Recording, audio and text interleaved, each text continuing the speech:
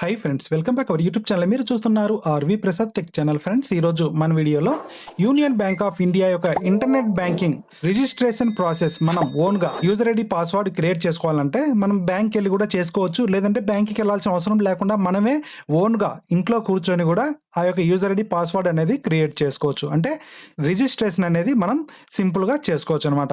ఈ యొక్క internet banking యొక్క రిజిస్ట్రేషన్ అనేది మనం ఎలా చేసుకోవాలి అనే దాని గురించి అయితే ఈ వీడియోలో మనం క్లియర్గా తెలుసుకుందాం. ఈ వీడియో మీరు ఎక్కడ కూడా స్కిప్ చేయకుండా కంటిన్యూగా చూడండి. అలాగే మీరు ఫస్ట్ టైం మన ఛానల్ విజిట్ చేస్తున్నట్లయితే సబ్స్క్రైబ్ చేసుకోండి. అలాగే పక్కన బెల్ సింబల్ యాక్టివేట్ చేసి పైన ఆల్ అని వస్తుంది, ఆల్ మీకు క్లిక్ చేయండి. ఎందుకంటే ఇలాంటి ఇన్ఫర్మేటివ్ వీడియోస్ మీకు ఫస్ట్ టైం నోటిఫికేషన్లో తెలుసుకోవచ్చు అనమాట. అలాగే వీడియోని లైక్ చేయడం మాత్రం మర్చిపోకండి. ఇప్పుడు మనం ఏమాత్రం లేట్ చేయకుండా టాపిక్లోకి వెళ్ళిపోదాం.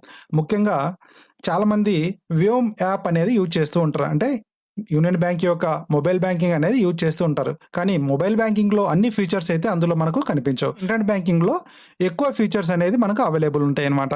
ఈ యొక్క ఇంటర్నెట్ బ్యాంకింగ్ మనం లాగిన్ ఐడి అంటే యూజర్ ఐడి పాస్వర్డ్ క్రియేట్ చేసుకోవాలంటే చాలా మంది బ్యాంక్కి వెళ్తూ ఉంటారు. కొంతమంది బ్యాంక్ వెళ్ళడానికి టైం ఉండదు. టైం లేని వారు ఏంటంటే సింపుల్గా మీరే మీ యొక్క ఓన్ మొబైల్లో కానీ ల్యాప్టాప్ సిస్టంలో కూడా మీరు చేసుకోవచ్చు అనమాట. మొబైల్లో కూడా సేమ్ ఇదే ప్రాసెస్ ఉంటుంది. మీరు గూగుల్ క్రోమ్ బ్రౌజర్ అనేది ఇలా ఓపెన్ చేయాలి. గూగుల్ క్రోమ్ బ్రౌజర్ అనేది ఓపెన్ చేసిన తర్వాత ఇక్కడ సెర్చ్ బార్లో యూనియన్ బ్యాంక్ లాగిన్ అని చెప్పేసి మీరు సెర్చ్ చేయాలన్నమాట. సెర్చ్ చేసిన తర్వాత ఇక్కడ ఫస్ట్ వచ్చే వెబ్సైట్ కనిపిస్తుంది కదా, దీని మీద క్లిక్ చేయాలి. దీని మీద క్లిక్ చేసిన తర్వాత దీని యొక్క ఇంటర్ఫేస్ అనేది ఇలా వస్తుంది. మీ దగ్గర యూజర్ ఐడి పాస్వర్డ్ ఉంటే ఆల్రెడీ దీని మీద యూజర్ ఐడి పాస్వర్డ్ అనేది మీరు ఇచ్చి లాగిన్ అనేది చేయొచ్చు అనమాట. ఇప్పుడు మనం కొత్తగా రిజిస్ట్రేషన్ చేసుకోవాలనుకుంటున్నాం కాబట్టి ఇక్కడ న్యూ యూజర్ రిజిస్టర్ అని చెప్పేసి కనిపిస్తుంది కదా, దీని మీద క్లిక్ చేయాలి. దీని మీద క్లిక్ చేసిన తర్వాత మనకు రిజిస్ట్రేషన్ ప్రాసెస్ అనేది ఇలా వస్తుంది. ఇక్కడ సెలెక్ట్ ఆన్లైన్ రిజిస్ట్రేషన్ మోడ్, దీనికి 2 ఆప్షన్స్ అయితే మనకు కనిపిస్తాయి అనమాట. 2 ఆప్షన్స్ ద్వారా మనం ఇంటర్నెట్ బ్యాంకింగ్ అనేది యూజర్ ఐడి పాస్వర్డ్ అనేది క్రియేట్ చేసుకోవచ్చు. ఒకటి వచ్చేసి retail user with debit card, ఇంకోటి వచ్చేసి retail user without debit card. అంటే మీ దగ్గర ఏటీఎం కార్డు ఉంటే గిన పై ఆప్షన్ అనేది మీరు సెలెక్ట్ చేసుకోవాలి. మీ దగ్గర డెబిట్ కార్డు లేకుంటే కింది ఆప్షన్ అనేది మీరు సెలెక్ట్ చేసుకోవాలి. ఇప్పుడు నా దగ్గర డెబిట్ కార్డు ఉంది కాబట్టి నేను పై ఆప్షన్ అనేది సెలెక్ట్ చేస్తున్నాను. అంటే డెబిట్ కార్డు ఉన్నవారు పై ఆప్షన్ అనేది సెలెక్ట్ చేసుకోవాలి. సెలెక్ట్ చేసుకున్న తర్వాత కంటిన్యూ మీద క్లిక్ చేయాలి. కంటిన్యూ మీద క్లిక్ చేసిన తర్వాత ఇక్కడ చూసినట్లయితే చూడండి, కింద దీనికి కంపల్సరీగా ఈ యొక్క 5 డాక్యుమెంట్స్ అనేది మీ దగ్గర ఉండాలి. ఫస్ట్ వచ్చేసి account number, ATM card number, ATM pin, ఈ 3 మీకు తెలిసి ఉండాలన్నమాట. అకౌంట్ నెంబర్ తెలిసి ఉండాలి, ఏటీఎం కార్డ్ నెంబర్ తెలిసి ఉండాలి, ఏటీఎం పిన్ కూడా మీకు తెలిసి ఉండాలి. తర్వాత అకౌంట్ నెంబర్, తర్వాత డేట్ ఆఫ్ బర్త్, పాన్, తర్వాత your mobile number, email ID, ఇవన్నీ కూడా మీ దగ్గర ఉండాలన్నమాట. ఉంటే తర్వాత మీరు ఈ యొక్క ప్రాసెస్ అనేది స్టార్ట్ చేయాలి. ఇప్పుడు ఈ యొక్క ప్రాసెస్ అనేది చూద్దాం. ఫస్ట్ అనేది మనం ఇక్కడ అకౌంట్ నెంబర్ ఇవ్వాలి. అకౌంట్ నెంబర్ ఇచ్చిన తర్వాత ఇక్కడ డేట్ ఆఫ్ బర్త్ ఇవ్వాలి. డేట్ ఆఫ్ బర్త్ కానీ లేదంటే ఇక్కడ పాన్ నెంబర్ కానీ, ఈ రెండింటిలో ఏదో ఒకటి ఇవ్వచ్చు అనమాట. ఇచ్చిన తర్వాత ఇక్కడ వాట్ ఈస్ ది రిజల్ట్ అని చెప్పేసి కనిపిస్తుంది కదా, 1+1 అంటే ఇక్కడ క్యాప్చా అనమాట. ఇది ఈ యొక్క ఆన్సర్ అనేది ఇక్కడ ఇవ్వాలి. ఇచ్చిన తర్వాత కంటిన్యూ మీద క్లిక్ చేయాలి. ఈ యొక్క డీటెయిల్స్ అనేది ఇప్పుడు నేను ఫిల్ చేస్తున్నా. ఇలా మనం డీటెయిల్స్ ఇచ్చిన తర్వాత సింపుల్గా కంటిన్యూ మీద క్లిక్ చేయాలి. కంటిన్యూ మీద క్లిక్ చేసిన తర్వాత ఇక్కడ మనకు డెబిట్ కార్డ్ డీటెయిల్స్ అనేది అడగడం జరుగుతుంది. ఇక్కడ డెబిట్ కార్డు నెంబర్ ఇవ్వాలి, ఇక్కడ డెబిట్ కార్డు పిన్ ఇవ్వాలన్నమాట. పిన్ ఇచ్చిన తర్వాత facility type view and transactions, view only.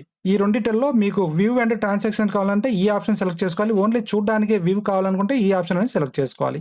ఇక్కడ ఈ యొక్క debit card number and pin అనేది ఇస్తున్నా.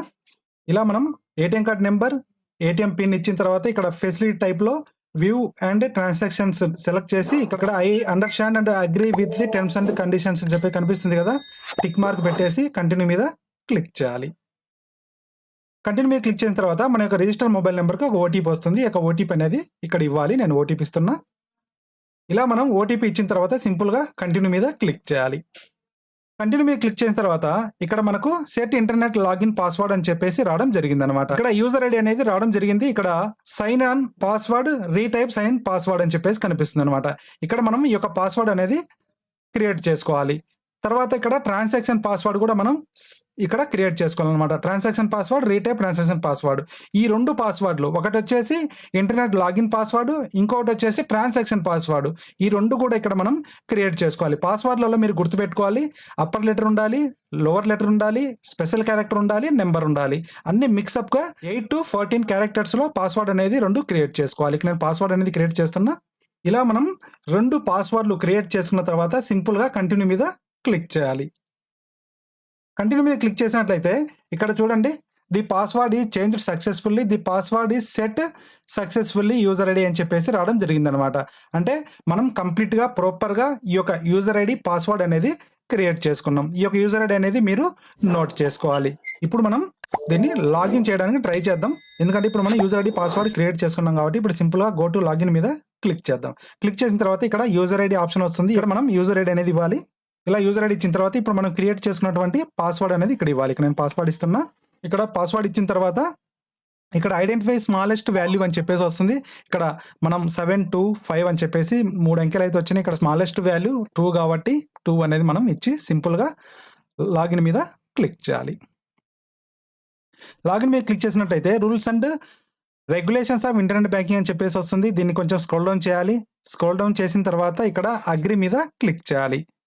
ఇక్కడ చూసినట్లయితే చూడండి మనకు కంప్లీట్గా అన్ని ఆప్షన్లు అనేది ఇక్కడ రావడం జరిగిందనమాట. ఇక్కడ నుంచి మీకు నచ్చినటువంటి ఆప్షన్స్ అనేది సెలెక్ట్ చేసుకొని మీరు అన్ని ఫీచర్స్ ఇక్కడ నుంచి మీరు యూజ్ చేసుకోవచ్చు. ఇక్కడ అకౌంట్స్ మీద క్లిక్ చేసినట్టయితే ఇక్కడ బ్యాలెన్స్ అండ్ ట్రాన్సాక్షన్ ఇన్ఫో, ఇక్కడ వచ్చినట్లయితే చూడండి ఇంట్రెస్ట్ సర్టిఫికేట్, పీపీఎఫ్, తర్వాత pension pay slip, Sukanya Yojana, senior citizen అన్ని ఆప్షన్లు అయితే ఇక్కడ మనకు రావడం జరుగుతుంది అనమాట.